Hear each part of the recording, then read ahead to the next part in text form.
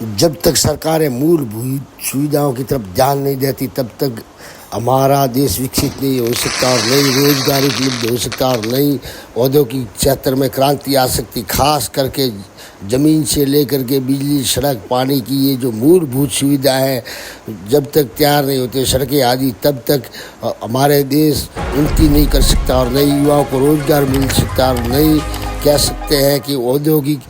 इकाइयाँ पनप सकती है। वाणिज्य क्षेत्र को लेकर के औद्योगिक इकाइयों के बारे में हम इतना ही कहना चाहेंगे कि जैसे गुजरात है तो वहाँ पर औद्योगिक क्षेत्र के लिए लाइट 24 घंटा उपलब्ध है। वह इसी के साथ में जो कि विद्युत खर्च सबसे कम न्यूनतम आता है और लेबर खर्च कम आता है, तो फिर जो वो उत्पादन सस्ता पड़ता है। जिस प्रकार से चाइना का उत्पादन हर क्षेत्र में सस्ता पड़ता है और इसी को विदेशों में एक्सपोर्ट करते हैं और व्यापारी बेचते भी है, तो इसी प्रकार से सबसे बड़ी समस्या है वो कह सकते हैं। राजस्थान के बारे में हम कहना चाहेंगे तो यही है कि सबसे बड़ी जो है वो कि महंगी, बहुत ही महंगी बिजली मिलती है और इसी को लेकर के उत्पादन करने वालों को लेबर चार्ज भी बड़ा चुकाना पड़ता है और बिजली तो उसका भी बिल अथा आता है। इसलिए इस पर सरकार को बिल्कुल ध्यान देना चाहिए। वैसे आप देख सकते हैं ये गुजरात का औद्योगिक क्षेत्र और जिसमें आप देख सकते हैं कि ये लगा हुआ है सोलर पैनल, तो वहाँ पर वैसे बिजली सस्ती है, फिर भी यहाँ पर पैनल यानी कि सौर ऊर्जा के जरिए विद्युत औद्योगिक क्षेत्र अर्थात अपने जो फैक्ट्री होते हैं या कोई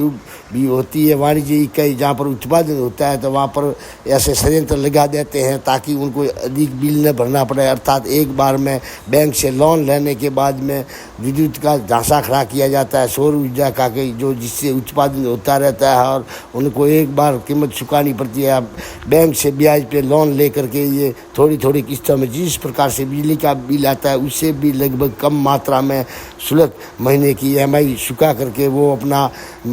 वहन कर सकते हैं। वो ऐसे ही उनका धंधा चलता रहता। तो इसी प्रकार से जैसे कि ये औद्योगिक क्षेत्र का एक हिस्सा यहाँ पर लगा हुआ है ये सौर ऊर्जा पैनल, फिर भी इसमें कुल मिलाकर जब मैंने तकनीशियन से पूछा तो वहीं पे खड़ा था हमारे साथ में, उसने बताया कि जो कि ये लगा हुआ है सौर ऊर्जा का पैनल ये लगभग 80 का है और इसमें लगभग जो उत्पादन होता है उसमें 10 से 5% तक बढ़ाया जा सकता है। जैसे कि ये ढांचा खड़ा किया गया है, पर इस ढांचे के जो नीचे है वो आप देख रहे हैं कि वहाँ पर कुछ नहीं है, तो इसके नीचे टाइल है या कांच आदि लगाया जाए तो जो ये सौर ऊर्जा का संयंत्र लगा हुआ है जो कि लगभग 80